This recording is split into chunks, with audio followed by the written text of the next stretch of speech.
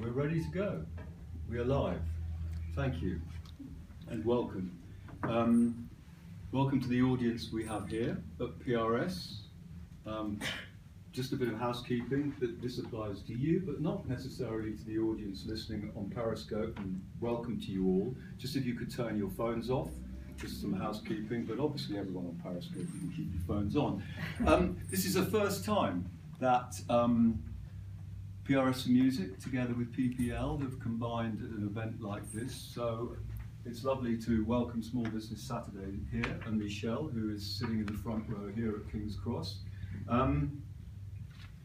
Now, what we're going to do in the next hour is, I'm just going to make a few introductory remarks. I'm then going to hand over to Rob Wood, who is the owner of Concierge Music, because I can talk about the value of music, but you'd all think, well, he's going to say that anyway. But actually, Rob does this for a whole lot of clients, both here in the UK and internationally.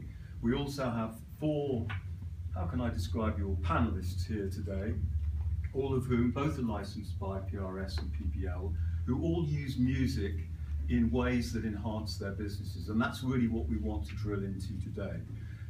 This isn't about telling anybody how to run your business. You know that better than us. But what I really want to get out of everybody around the table is that music is it's a service, it's a business tool, and it's not there as a tax. And if you use it correctly, it really can enhance your business. At this point, I'm going to quote a German philosopher who actually said that without music, and it's Friedrich Nietzsche, for those of you that are interested, who actually said that without music, life is a mistake. And I would say that without music, businesses are making a mistake. Rob's going to talk about the sort of power of oral branding. And as I say, we're then going to hear from the four businesses around the table. My name is Jonathan Morrish. I've been in the music business all my life. Music, I'm not a musician, and it's that sort of old adage that there's only two letters different between music and magic. And to me, music is like magic. I think that even before we could speak, music was a kind of universal language. You know, caveman was banging out a rhythm on a drum. You then use dead animals to make the first instruments. If you look at the way that religion uses music, the way that music to pregnant women, they're encouraged to play music for the baby to hear, how countries use music as national anthems. Dentists use music, I'm told, because it helps people relax, increases the amount of saliva you have in your mouth, makes it easier to give you an injection. Can you imagine a workout without music? So we live in a world with music, and music changes behavior, enhances experience. Just a little bit about PPL and PRS, because it is something that having worked on this side of the business for a long time, is a source of irritation to a lot of businesses, in that you all say there are two licenses that you need to take. What you have to understand, as I'm sure you do, is that actually the two organisations represent two different rights that came into the world at a different time. PRS for Music collects on behalf of writers and music publishers when music is broadcast or used in public, and PPL collects on behalf of the performers and the record companies when music is broadcast and used in public. There are two copyrights, one in the composition and one in the performance. And of course the composition came first. PRS was formed in 1914. There weren't records around then. PPL was formed in 1934 at the time when the gramophone was beginning to get used. So I apologise for sort of carrying this history behind us. The two organisations are working much more closely together. There are now 7 joint licensing solutions for businesses, and over the next year and beyond that, there will be more and more joint licenses. But just so that you all understand and have a background why there are two sets of licenses that you have to take, that's in a nutshell why there is. That's enough from me. Music creates an atmosphere. Silence makes people uncomfortable. Sort of starting points to consider, and I'm now going to hand over to Rob Wood, owner of Concierge Music. Rob, the floor is yours. There's actually Music Concierge. Music, I'm sorry, forgive me. No worries. Hi. So yeah, thank you. So just to tell you a bit about what I do then. So I'm effectively a music consultant, and I run a music company called Music Concierge, where we manage and supervise the music identity and sound of different types of businesses. So we work a lot in the hotel sector, for instance, from small boutique properties right through to international groups of hotels in wonderful places like Bhutan and further afield, right through to kind of 5-star iconic luxury brands like the Savoy, for instance. But we also work in the world of retail, so we work a lot with fashion labels and other types of brands, but we also work in the world of food and beverage, restaurants and bars.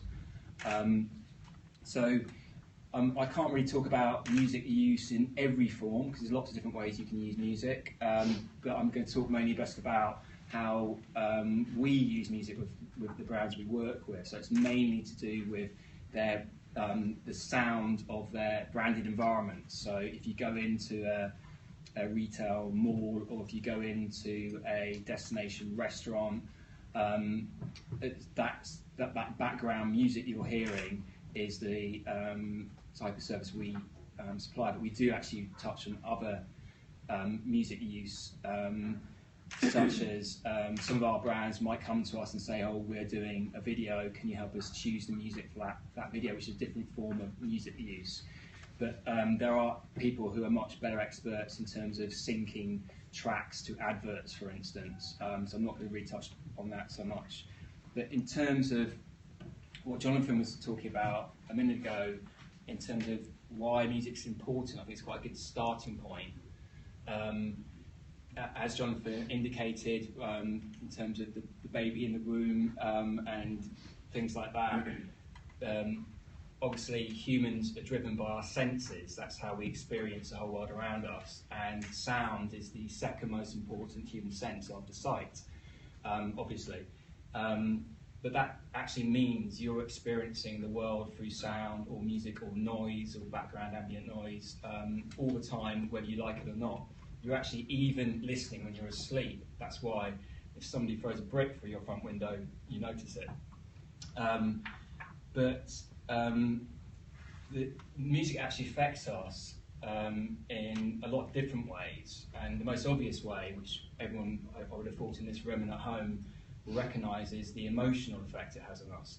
That's why you can hear a track and you can actually love it, or you might hate it, you might have a big reaction to it.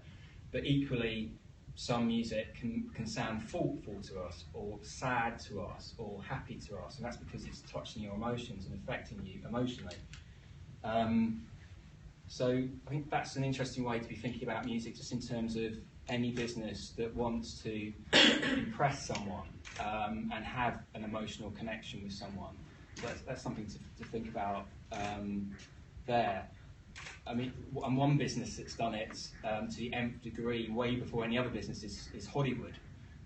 Film directors have used music very effectively, as we've all experienced. You know, it's that just, you know, a silly example would be somebody walking down an alleyway. Without music, that is somebody walking down an alleyway. But if you add pensive strings to that scene, suddenly we have a connotation of actually something scary might be about to happen, or there's an element of danger there.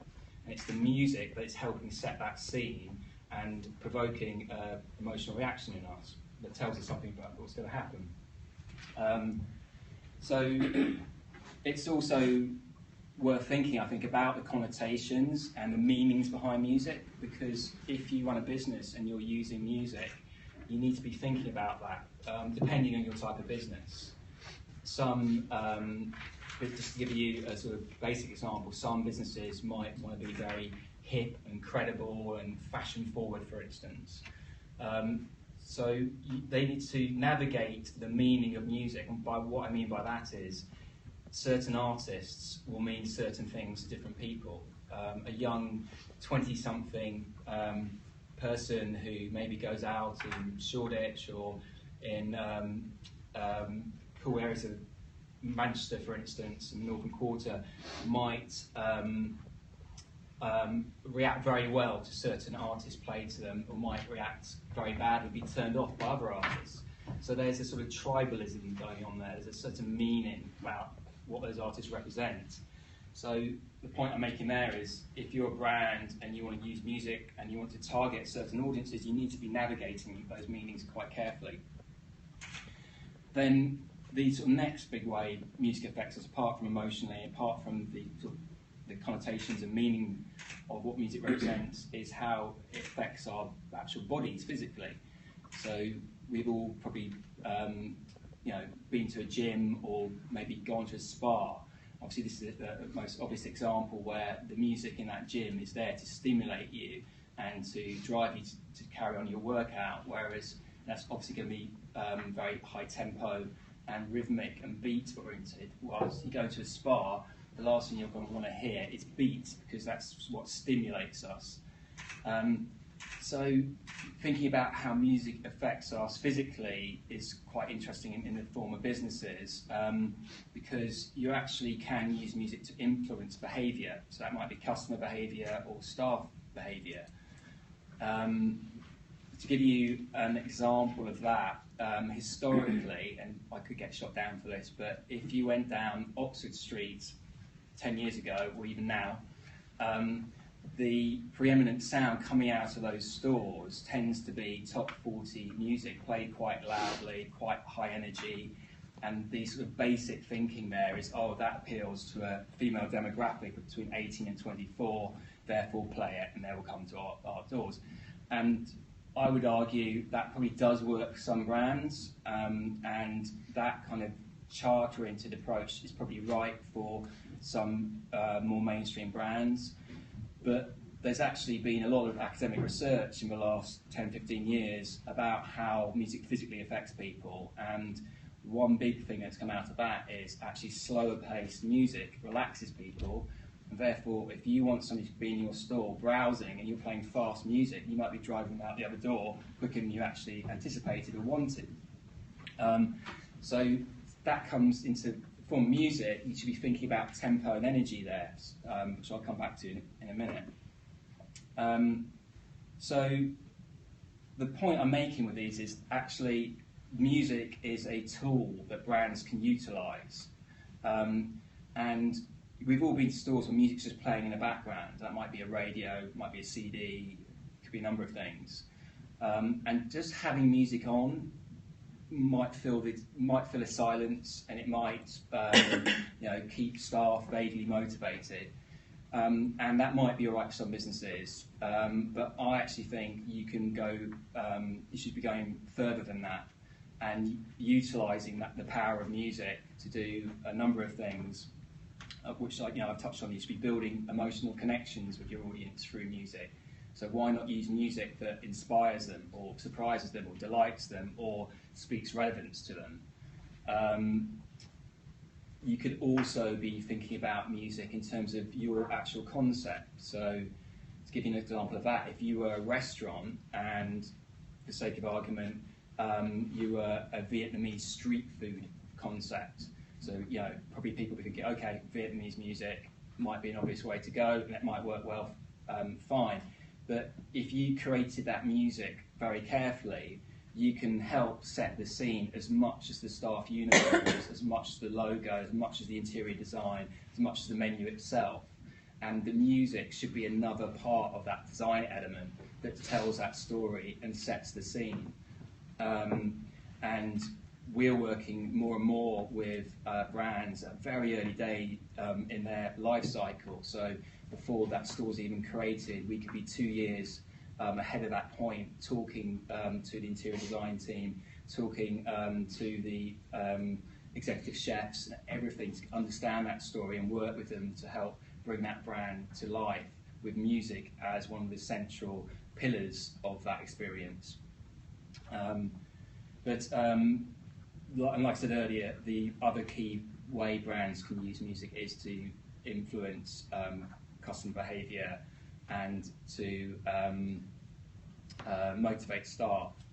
So going back to the Oxford Street example of loud top 40 music, we've actually taken the opposite of view with some of our clients and taken some of that academic research that says slowing music down can have a beneficial impact. So we've taken it into restaurant businesses, for instance, where if you want to turn the tables quickly, which many restaurants do, then you might be thinking about more upbeat music. But actually, if you're trying to have a 4-course meal and trying to encourage someone to have 4 courses instead of 2, you probably want to be thinking about slowing that music down. Not in a kind of fascist way, but you still want it to be an enjoyable experience. But it's just another thing to consider. But it does amaze me how often businesses aren't thinking about music, and it really is an afterthought. And you can really understand why, because it's not a tangible thing. It's not like a piece of art behind a reception. It's not like a uniform staff are wearing. It's something you can't actually touch. But one of my key points is your customers are experiencing your brand through sound, whether you like it or not. So you really should be in control of that process. And if you're not, you probably are missing a trick. And we've all been to restaurants which have played naff or irritating music, and people don't like that. We've all been to retail spaces where the sales assistant is allowed to choose his or her own music, which says nothing about the brand and might say nothing about the audience that are coming through the doors. Or you're pretty familiar with fashion brands that just don't really think about it hard enough and just play what they consider to be cool because everyone else is playing that, and as a result that brand just sounds just like every other brand, or sounds just like the rest of the high street rather than sounding like themselves. So just I was kind of thinking away here then, so what if I was a small business owner, what should you be thinking about in terms of music apart from licensing? I think the first thing is your music right for your brand, and just to sort of give you a little insight into sort of things to maybe think about. If, for instance, we talked about a mainstream brand that might want to consider mainstream music, i.e. top 40 stuff, but if you were a high-end brand, let's just say, for sake of argument, a luxury jewellery brand, or just any jewellery brand, that environment is very different from other environments where you are going into that environment to make a very expensive purchase decision. And that's something most people don't take lightly or make a quick decision. Therefore, you're going to spend maybe an hour in that store looking at that watch or looking at that ring. So music in that environment should probably achieve a number of things. Firstly, I think it needs to relax that person, so they immediately are going to spend longer in there making that decision, and hopefully the right decision for the business. But also, in terms of the brand position, if you're playing top 40 music in that environment, or let's say dance music, or underground, bleeding edge, electronica, whatever it might be, that probably isn't appropriate because maybe that key audience are actually slightly older, affluent people who won't relate to that music. So the music can help not only create the right browsing environment, it can also help position that brand in the right place in terms of its audience and the actual product it's selling. And the really clever trick in that example would also be to use the music to have connotations and meanings that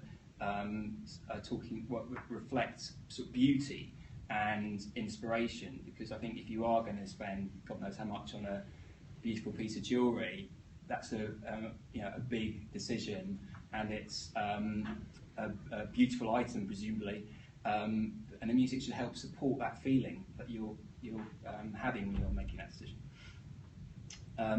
I think another thing businesses ought to think about is the music right for the time of day. So in our business, what we call is day parting. So, you know, the basic example of that would be if you have customers in the morning, let's say you're a hair salon or a cafe, is that music very hectic? Is it very musically dense? Is, you know, a lot going on in it? Or actually, is it quite light and airy and uplifting? I think most people, not all, but most people probably want to start the day with the light, airy, slightly gentle start to the day, rather than bam, straight full on sound. And that, you can also take that thinking into different parts of the day. So, you know, early evening might feel very different to lunchtime, or late night might feel different. You know, especially in restaurant and bar businesses, you probably want to be building up the energy, the atmosphere, and the vibrancy as the day and evening progresses. We also sort of say to businesses, have you thought about how music affects people in terms of its lyrical content? So that is something to be aware of, because obviously no one wants to be causing offence to their customers. And you know, we work in Europe a lot. We also work internationally, where if you go further afield into the Middle East and into China and places like that, there's obviously a lot more cultural sensitivities that need to be taken on board and thought through for the music. So again, if you aren't thinking through the content you're playing, you could end up causing offence if you're not careful. I guess one other thing I was just going to touch on is in terms of how fresh the music is. So regularly updating music content, I think, is important for a business. If you go into a business regularly, if it's a cafe or any kind of business, and you're hearing the same music, it quickly becomes stale and uninspiring, especially for your staff who are sitting there day in, day out. So keeping music fresh and regularly updated is important as making sure it's the right music in the first place. One of the things I was going to talk about was just atmosphere in general. So atmosphere is another of these things you can't touch and people don't get taught about. But ultimately, in many businesses, apart from the brand positioning and the brand experience, what you're actually trying to create is a welcoming atmosphere people want to hang around in. And that is something that needs to be carefully managed. Music's part of that. It's not the only part of that. I think lighting comes into that, temperature comes into that, interior design, service, they all come into that. But music plays a role, and it needs to be sense checked and managed very carefully. So whether that's to do with the volume control, being at the right volume for your bar at 7 p.m. compared to 11 a.m., or whether it's your sound system itself. Many businesses underinvest in sound, in my opinion, depending on the type of business, where they have very poor reproduction of music, and the result is you have a kind of tinny, tannoy kind of sound. It sounds like you're in an airport somewhere, rather than a rich, warm, engaging sound that is very welcoming and, you know, and brings out the subtlety and the beauty of the music. So managing atmosphere, I think, is key, and music's a central part of that. The last point I was really going to make is, I think, just in terms of the music you choose, and many businesses will choose it based on the business owner, what they feel is right for their business, which is fine. But I think as long as it's right for the brand and right for the audiences, and a business owner will often have a good sense of that, I think that's absolutely fine. But the point I was going to make here is that music is a wonderful art form that I really do think is underutilised, and there's a whole world of music there in terms of different eras, genres, styles, nationalities, and often businesses just play like this tiny little bit. If it was a Venn diagram, there'd be all these circles, all the world of music, and yet this bit's getting played. I just think music is an art form that, if you think about it in a creative way, you can strategically and creatively use it effectively for your business But so you actually do touch people's hearts and you impress them, you sound different, you sound unique, and you sound inspiring. And you know, it is an art form, so why not try and touch people's hearts? Rob, thank you very much. Very interesting, and I hope everyone out on Periscope is writing notes. Unique and inspiring, right for the brand and right for the audience. Now, here in London, as I said earlier, we've got 4 businesses here. We have Sam Quilliam from Quilliam Brothers, tea shop in Newcastle. Sam, thank you. You have made the longest journey here. Very much appreciated. The station is very nearby, but still, you've spent a long time on the train.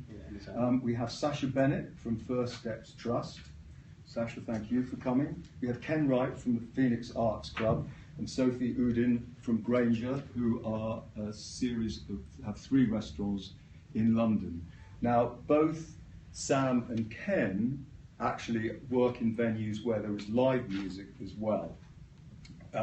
So we've got a good cross mix here. Sam, I'm going to start with you because I like the fact on your website, Rob mentioned the senses, and you talk about seeing, hearing, feeling and smelling. Talk to us a little bit about your business. It's always a good chance to get a plug in. Yeah. Actually, what's your most popular tea? Okay, so we've got, at the minute, we've got 70 different teas, all loose leaf. It's difficult to pinpoint the most popular, but I mean, we have a range of the best sellers. Flavoured ones, things like caramel cup, strawberry cream, you can get all sorts. But more down the orthodox route, we've got some beautiful white teas from China, from the Yunnan province there. But yeah, I mean, we've got so many different teas that I can find. I bet you I can find any individual which will have a different favourite one. So picking up on Rob's point, Venn diagram, tiny amount of music. Do you use music, international music? Do you reflect the teas you sell, or do you try and use music to draw customers in? You know, we use a vast range of music, like humongous amounts. We actually, our system is designed so that our staff can pick their own music. Of course, there is some boundaries and guidelines, like I don't want them putting something that's inappropriate on. But doing that, it creates a sort of atmosphere which kind of breeds a personality about the place. The most important thing for us and for the place is personality. And from that, you get personality from staff, the way they are with customers, of course the lighting, things like that. But also, the more our customers get to know our staff, the more people get to understand the tea house. And from that, staff putting on their own music, the customers can actually get to know our staff, and it becomes really quite homely. We get lots of regulars who remember evenings that we put certain music on, things like that. So that's a really big thing for us. Talking about the big diagram of how much music there is out there, another big thing for us is actually supporting new music, local bands, especially in artists.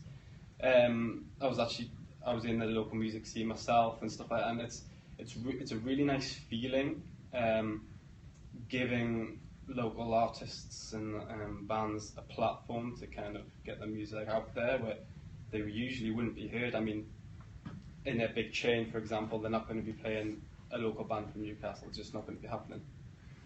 But do you use their music through the day? Going back to Rob's point about day part, would you be using, say, a relatively unknown band's recorded music through the day as part of the overall backdrop? Absolutely, yeah. It just depends the genre of music. I mean, like you said, you're not going to be putting on something hard-hitting, heavy in the morning. I mean, it's not going to happen. But if I know a quite chilled out local artist, and I feel like I want to put them on in the morning, I'll do that. It doesn't matter how big they are to us. In fact, it's completely irrelevant. You mean known as opposed to unknown? Exactly, okay. Yeah. And during the day, we like something a bit busier, actually, you know, guitar music, whatever, a bit more busy. And if there's a local artist I fancy putting on, I'll put them on. It literally doesn't matter how well known they are.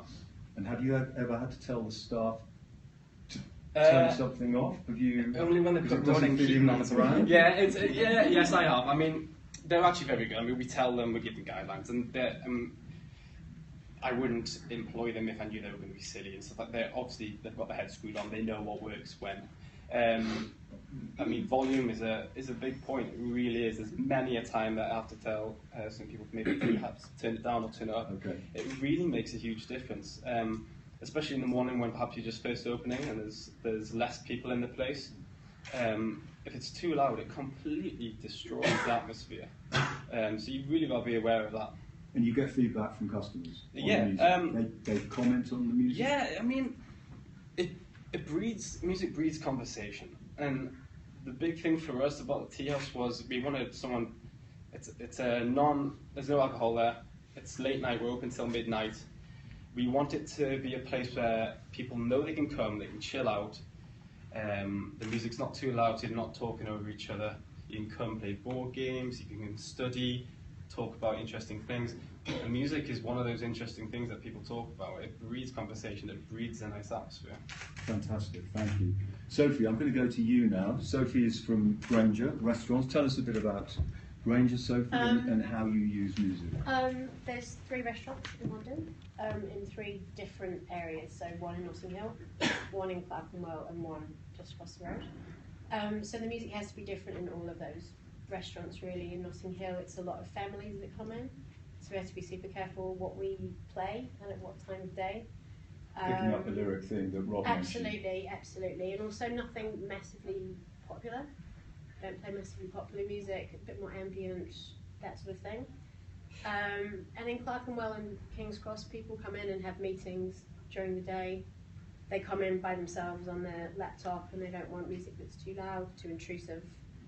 So you have to be very careful about what you choose and at what time of day as well. It's really important. And who's deciding that? Who's deciding the music that gets played?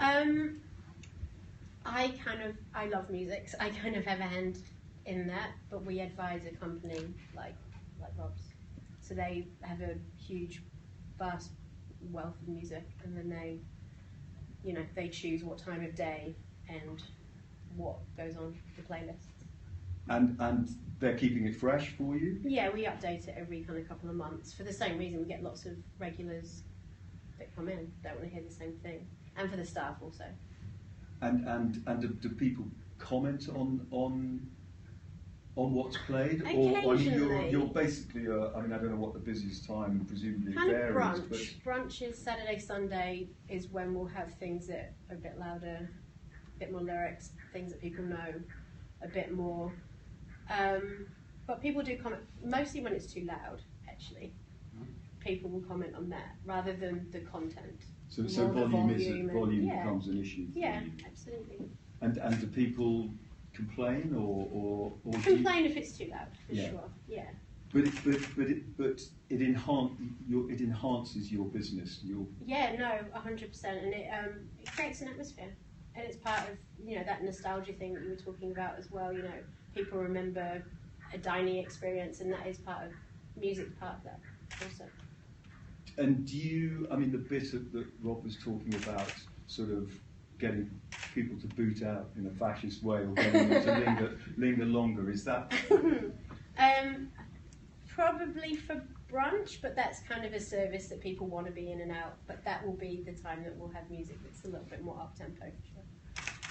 And how do the staff feel about it? Do you get feedback from the staff? Yeah. Is it important to them? It really is. It keeps them motivated, and that's why you need to change it as well quite regularly. If they're working 40 odd hours a week and they're listening to the same thing day in, day out, it kind of loses motivation. Staff motivation is one of the things Yeah, I think is huge, really because that's important part of for the everybody. atmosphere as well. Everybody watching and listening around the country is very important. It's really to get important. across. Yeah.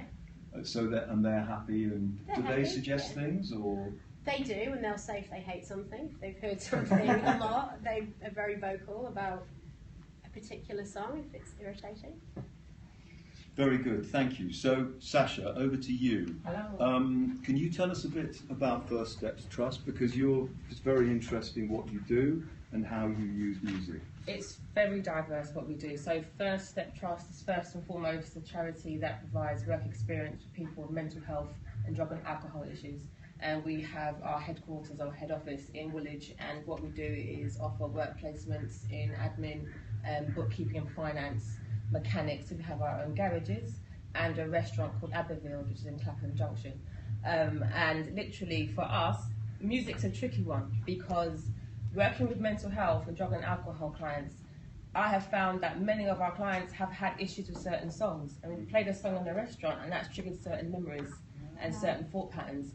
It's caused them to walk out or scream or, you know, and have some form of reaction to that. So we actually have to have conversations as to what music we play in our restaurant, what music we play in our garages and so forth. So it's pretty tricky. And the volume, again, if it's too loud, it might trigger something from somebody. So it's very hard. It's a difficult group of people and it's hard to make it work, but we do somehow, and it's free discussion. We do lots of meetings weekly, so twice a week we meet up, and we'll have music on the agenda of what music we're playing and why we're playing it and does it offend you. So is music, do you use music as part of therapy for the patients? No, because it's not.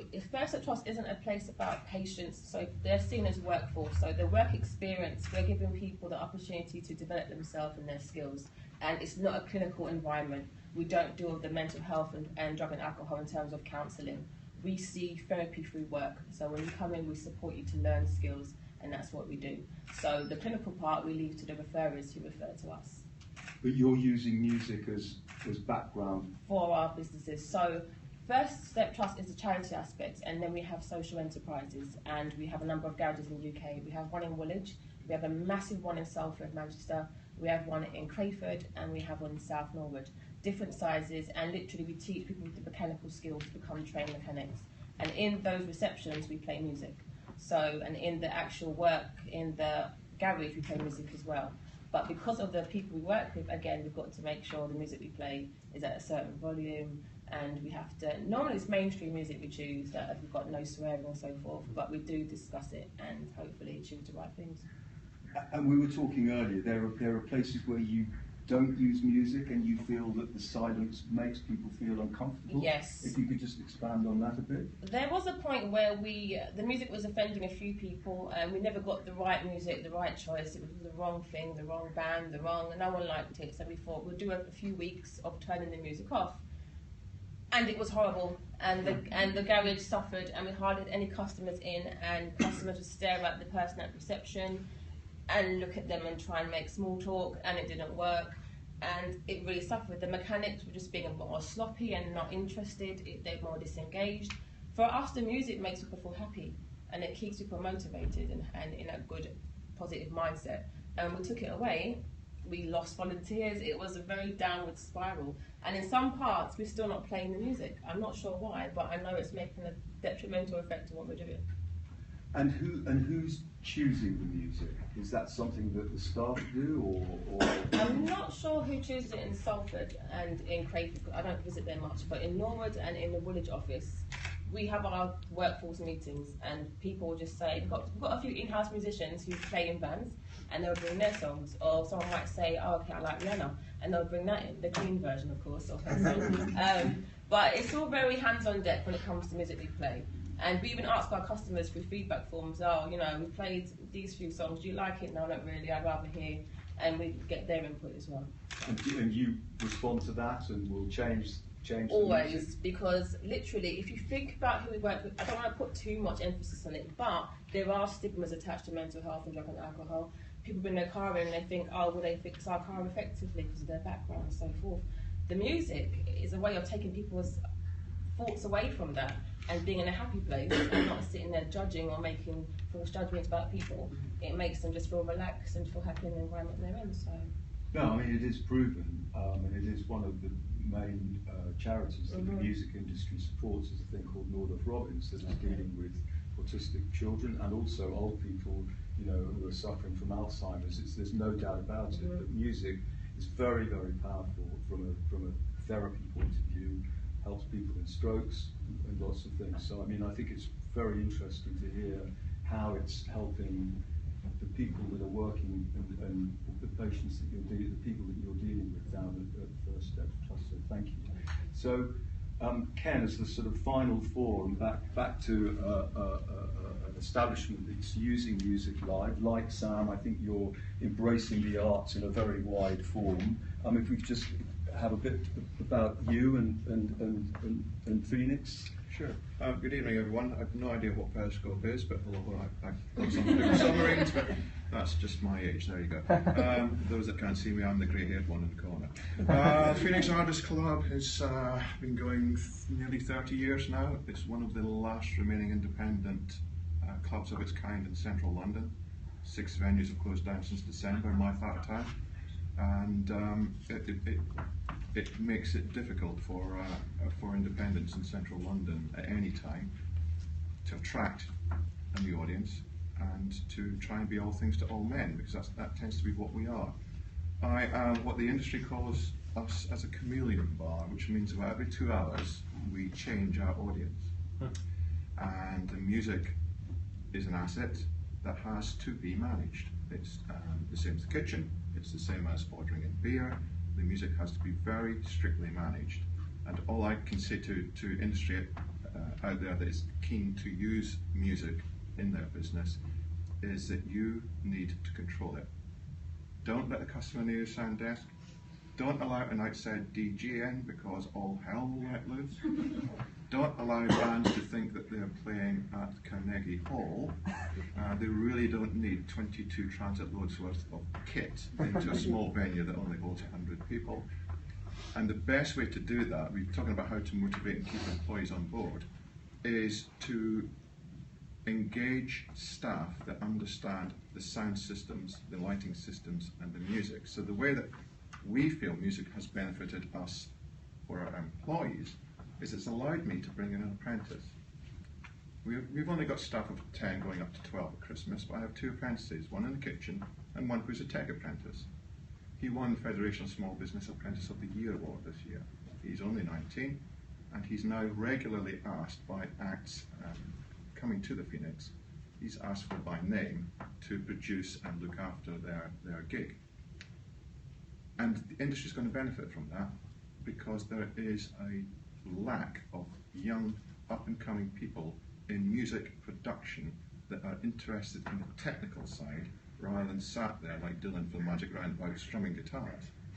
They're really, really important, and I would really encourage small businesses out there to look at apprenticeships in a different way. There's nothing wrong with having a chef apprentice, because we need chefs as well. But if you can give a young lad or lass a chance to expand their skills of, and I'm not talking about mixing desks, I'm talking about lighting rigs, I'm talking about getting them out to West End theatres and seeing how they use professional sound desks and bringing it back to our little kit.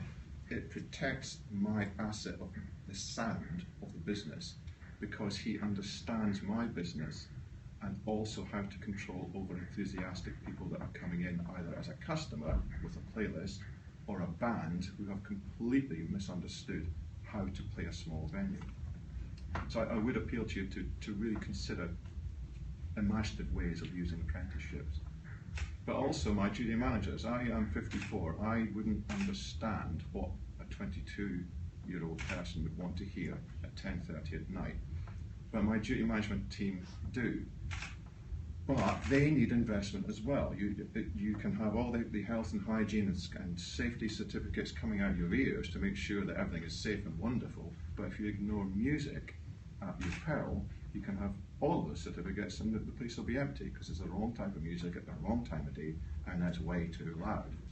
So as an example, every single one of my duty managers go on a 3-day singing course. They're taught how to sing. They're taught microphone technique. They're taught how to stand and present themselves in front of people. And that assists us so much when they are speaking to a band or an organizer, because they've done it, they understand it. And they also get a little bit of staff motivational thrill out of it, and we also get to laugh at them on stage when they're doing it. So it's really, really difficult, folks, to be there all the time. You know, we're an 18-hour-a-day shift, 7 days a week. Our audience fluctuates from 2 o'clock in the afternoon, businessmen coming in who want to strike the next deal, to 5 o'clock at night when the restaurant opens. We have pre-theatre people with mum, dad, and 2 kids at this time of year that have come down from Wolverhampton to go and see Bend It Like Beckham, They may be from a Muslim community, because it's a big Indian show. We're getting a lot of new, exciting audience coming into central London simply because of that show that would traditionally not come to the West End. So you have to choose your music carefully. It's as close to Tinseltown as they're going to get. They're here for one day. Why ruin it for them by playing completely the wrong music and spoiling the theatre experience, because they're here to see the West End. So put on West End music, that's what they want to hear. And then at 10 o'clock, we've got all the people that are in West End theatre that have just finished work coming down. And the last thing they want to hear is West End music. They're sick to death of this stuff.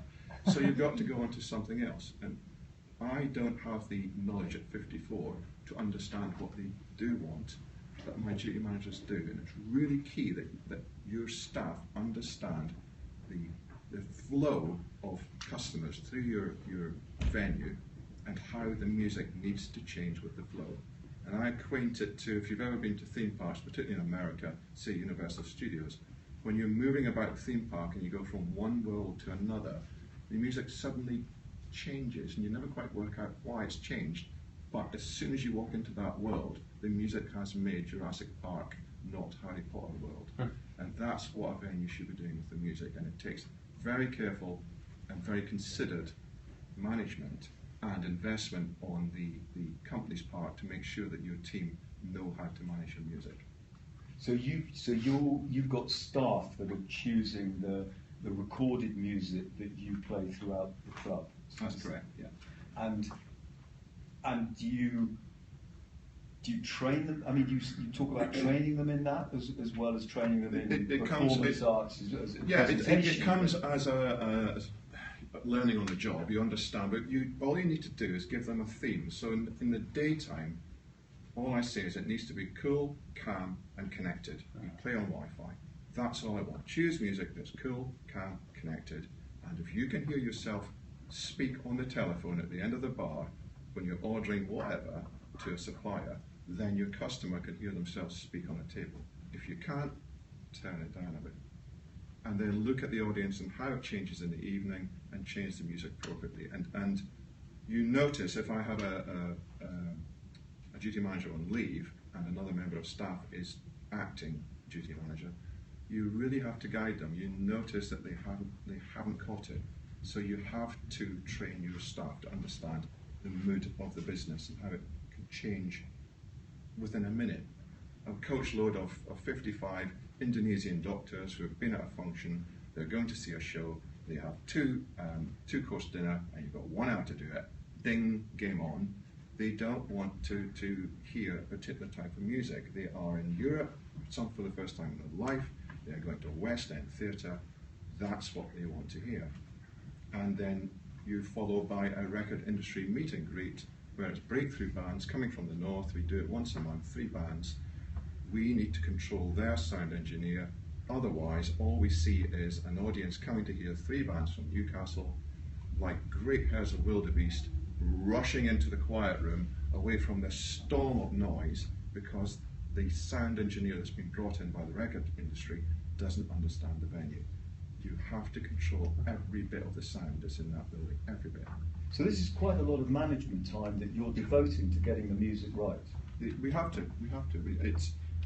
You can kill it in a minute, the wrong type of music. Absolutely kill it. I cannot hear Nelson Donna ever again. That's been played to death and killed for me. And you can do exactly the same to your business. Just as much as overplaying one piece of music kills that piece of music, or gives the egotist advert, all I can think of is women slamming doors in a TV advert for a certain type of music. If you continually abuse that single piece of music or that genre of music, people will leave, they get fed up with it. And this goes back to, Rob, your point about how you develop the brand and how you make the brand stand out from everybody else through the music that gets played. Yeah, I'm relating to a lot of what you're saying for sure. I mean, I think what you're talking about in the evening in terms of that different audiences you've got coming in and out is very interesting. We work with some very different kinds of bars, but some of our bars we might have up to 7 different parts of their evening music profile, very closely tailored because of regular communication with the bar manager. So they might be saying to us, oh, we're coming up to Christmas. Actually, people are drinking wine an hour earlier, therefore we want a different kind of music at 4 o'clock in the afternoon compared to November, whatever, and we'll adapt the music accordingly.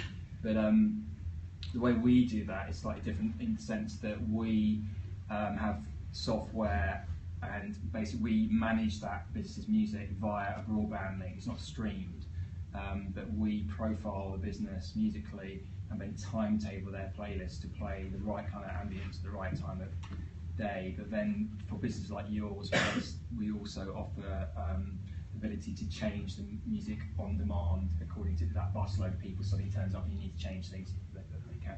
But I agree in terms of understanding the venue. I think that also goes back to what I was saying about sound systems. The sound system you have, the physical space of the venue, as well as the audience, all come into that equation and need to be thought through and managed.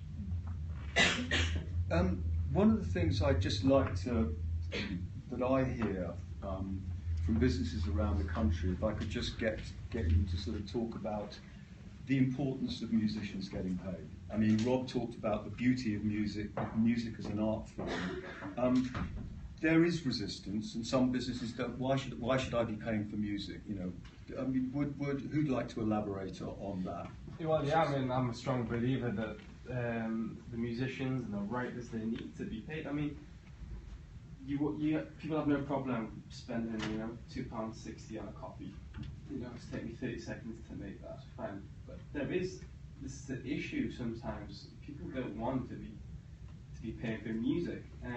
I mean, and looking at it from a business point of view, I mean, it's such a valuable tool. For me to pay, I don't know, whatever it is, a couple of grand a year, and to have this control of my business using music, it's pennies, really, in my opinion.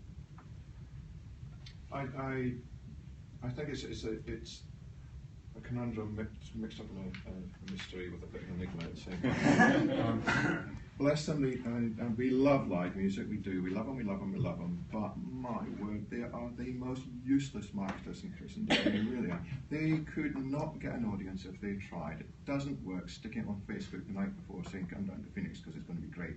That is not marketing. So you've got to do it for them. And you've got to make sure that they have an audience that doesn't consist of all their mates sat round hoping for a free beer, listening to their music. So the venue has to manage the audience. And we don't like the ticket sales approach at all. We use things like Y-Plan to get an audience in for that group, build the audience for them. But they shouldn't be paying, they're not a charity. And charities out there are one of the biggest abusers of musicians because they reckon, well, it's for charity, you'll do it for free. No, they won't. That's not right. The best way I find, and we worked on this with Equity and the Actors Union, the best way we find is to motivate the musicians to find and build the audience and the excitement for their event themselves by offering them a commission of the bar. So you agree a flat rate with the musician, which they are guaranteed. This is what you will get when you walk in the door at the Phoenix, be it £150 or £300, whatever it is. That's your flat rate, whether one person turns up or 60 people turn up. But also, over a given bar spend, you will get 10% of that bar take, and we are honourable enough to show you our X-rate on the tills at the end of the day because we are on this game together. We're all independents trying to make a living. So the more people you can bring in, and the more people you can encourage to eat and drink and spend a bit longer at the venue, we will give you 1 hour before and 1 hour after your performance that 10% of the bar take, as well as your guaranteed amount. Instruments are expensive. If you don't pay these people what they are worth, and some of them are incredibly talented and go on to great things, when they go on to great things, they're not going to remember you as the venue they want to come back to and hold an album launch or have a VIP after-show drinks, which we are honoured to do a great deal about that sort of thing. And we did a huge one on Thursday, which I'm not allowed to say, but if you look at the Daily Mirror or whatever, you would have seen who it was. Mammoth gig.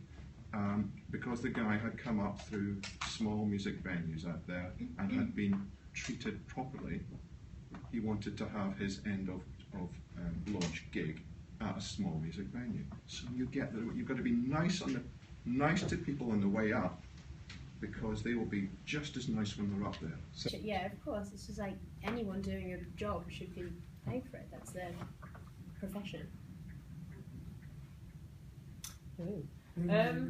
Well, obviously, with First Up Trust, we've never had a live band at our garages or on our restaurants. No, I'm more looking, Sasha, at the sort of use of recordings, and because it is something that comes, if you work at PRS and PPL, as some of us do in this room, it is an issue that comes up. Yeah.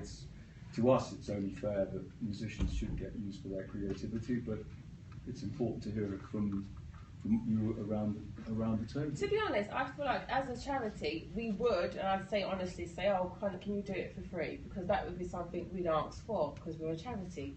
But then again, I think what I would say, I work for a number of charities, and working at First Step Trust, because of the group of people we work with, they've gone through so many things, and it's always a talk of exploitation. If one of them wanted to bring their band in and sing or play an instrument, we would want to pay them a fee for it. We wouldn't want to say, right, do it for free, because that would then look bad on what we're about and what we're trying to say. So for us, I do agree that it's best to pay musicians and to give them what they're worth. Fantastic. Now, I don't know if we've got any questions out have we got any questions out in the great wide world? Yes, we do. Somebody has asked, I'm an online-only small business. How can I make the best use of music on my site? Anna? I'm an online-only small business. How can I make the best use of music on my site? Rob, one for you? Well, from a technical legal point of view, you need to get the right kind of license as a starting point, which PRS and PPL can help you with. But in terms of the music choice, again, I'd go back to what I was saying earlier. You should be thinking about what type of brand you are, what type of experience you want customers to have on your website. Are you trying to make impact on them very, very quickly? In which case, maybe you want to be thinking about very energetic, modern music, or maybe you're actually trying to make them hang around and dwell on your pages for longer. There's different, like I said before, there's different ways you can use music to affect browsing behaviour, and I think that goes online as much as it does offline. But the one thing I would say about any online experience is it's not the same as doing it in a restaurant or a retail store. You're actually in someone's home, or they might be on the tube or bus or whatever. Therefore, an off button is appropriate in that situation, and just to make sure that music isn't whipping them around the head too harshly, too quickly. Fantastic. I think just to sort of quickly summarise, I think for everybody out there, you've got to get the music that's right for your brand and right for the audience. You've got to keep it fresh. Music will set the scene, it can tell the story, it can bring the brand to life. It influences customer behaviour. Some people let the staff choose, some people use companies like Music Concierge to bring in music. It's entirely up to you. But I think the quote I like the most came from Ken, who said, cool, calm and connected. Connected with your audience, enhance your business. Thank you very much indeed.